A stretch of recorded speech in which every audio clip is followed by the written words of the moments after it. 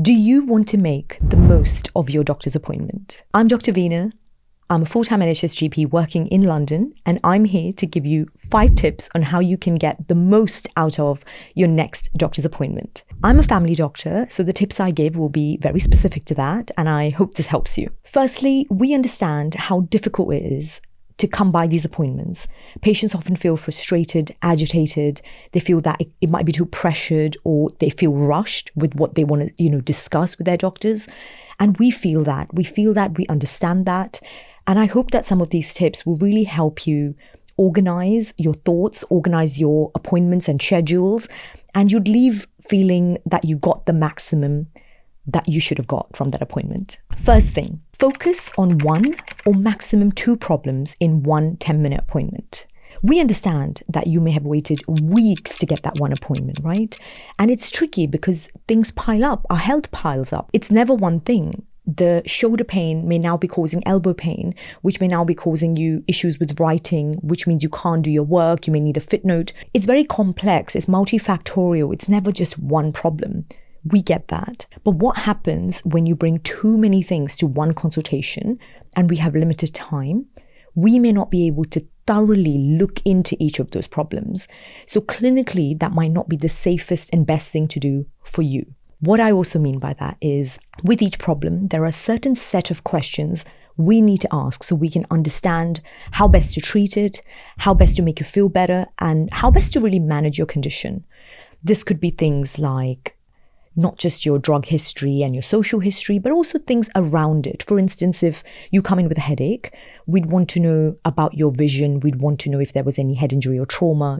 There's a whole list of things. And that would be a very different history to say, if you'd come in with anxiety and depression, because we have to then go into a lot of other things. Try and focus on 1 or 2 problems, and you will see how you get a lot out of these appointments. Number 2, making notes. Make notes before your appointment, if you need during, and afterwards to look back and really ascertain what you got out of it and what you want to improve. What do I mean by this? If you are coming to your doctor with pain somewhere, before the appointment, taking some notes of when did it start? What have you tried for it? Does anything make it better or worse? What are you hoping to get out of this consultation? If there's a rash or a skin change, it would be very useful to also document photographs. You can put this in a private album on your phone, just so it's protected as well. And because it will be time-stamped and there'll be a date, when you get to see your doctor, it'd be very useful to then look at the pattern or the diary of change of what's happened.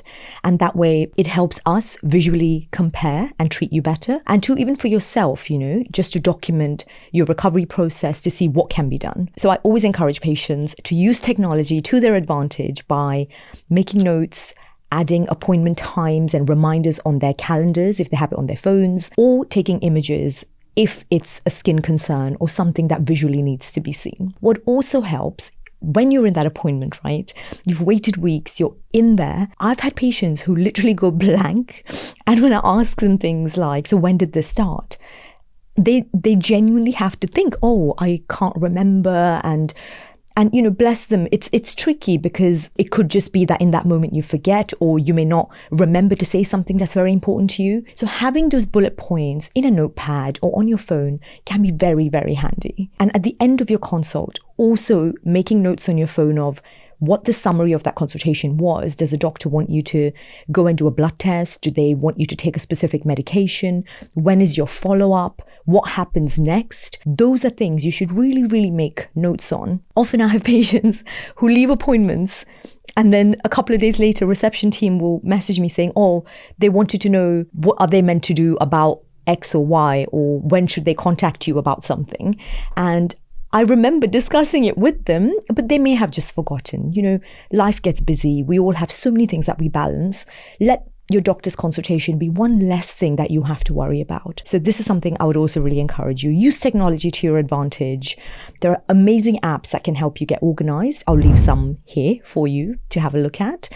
But images, notes before, during, and after your consultation will be really helpful. Number 3, share your expectations of what you want from that appointment with your doctor. The doctor may be asking you all these detailed questions, for instance, about your pain or your discomfort, but what you're expecting to really get is getting signed off work, make that very clear, because if you make that very clear, it allows us to then look into that a bit more. If a patient said that to me, I'm having this discomfort and I want to be signed off, I'd then ask them, what is their work role? Are they well supported? How long would they want? And what would the plan be of getting back to work afterwards? So the consultation changes slightly. So just being clear in yourself of what you're hoping to get out. A lot of times people come when they're unwell and want to get better. And that's quite straightforward. But if there's something specific that's on your mind, what comes to mind is I remember having this patient who had really bad rheumatoid arthritis and was struggling to work. And we were there discussing things about her job role and how to, facilitate her functioning normally in that setting. And at the end, what turned out her biggest worry was who's going to look after her children, because she's the one who cooks the meals and it was getting difficult for her to use the cutlery. Now, had I known that, I would have directed her much sooner to our social prescribers or community services that could help with equipment, support, carers that could come in and support her. But because I didn't know that, it wasn't that clear. That's just one example of many that I can give you. So be very clear about your expectations. Number 4, do not worry about sharing your concerns with your doctor. If you have read something on the internet, if you have found an article, a journal entry, or even a friend or family member who's gone through something and you think that's going to happen to you and you're worried about it, come and share that with your doctor, because that will help us understand where you're coming from.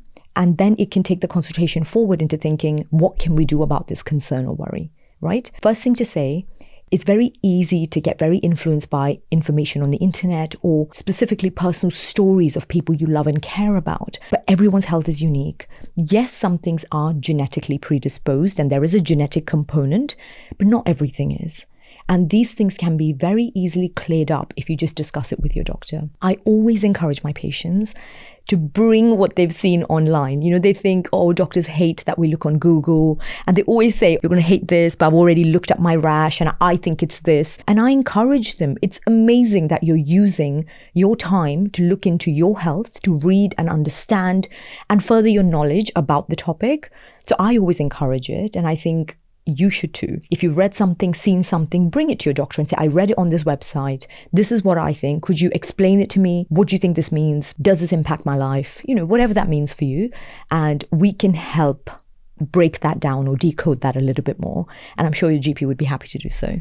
5th and final thing, be ready to negotiate and make a collaborative plan with your doctor. What do I mean by this? If there's a specific medicine you want to be started on, but your GP might think this might not be the best thing and we should try something else to start with, like lifestyle changes or talking to somebody or getting some therapy or help. It doesn't necessarily mean you may never get to be on the medicine. You can just try and collaborate. Okay, how long do I do that for? And if it doesn't work, we can then go to the medicine. So it's never always a black and white thing. We can discuss it together. You have absolute autonomy on deciding what you want done for your health, for your body, as long as you have full capacity to decide that for yourself. And us as your GPs, as your family doctors, are here to really facilitate that. So coming with that mindset of we're on the same team, we want you to get better. It's not us against you. Of course, there are pressures of the system and this whole 10-minute appointment time, understanding that us as doctors have not decided that. That is not decided by us. It's a system thing. It's an organization managerial thing. And that's where primary care is in the UK at the moment. It is stressful. It is frustrating, but we can make the most out of it. We can actually work together collaboratively and get from ill health to good health. I hope this video helped you and that these 5 tips help you organize your patient journey with your doctor. Please feel free to write comments below or ask any questions. I'm happy to give general advice, but remember, we cannot give personalized medical advice because it's just not clinically safe to do so. And you shouldn't get personalized clinical advice from any doctor online unless it's a consultation. Thank you so much. See you in the next video.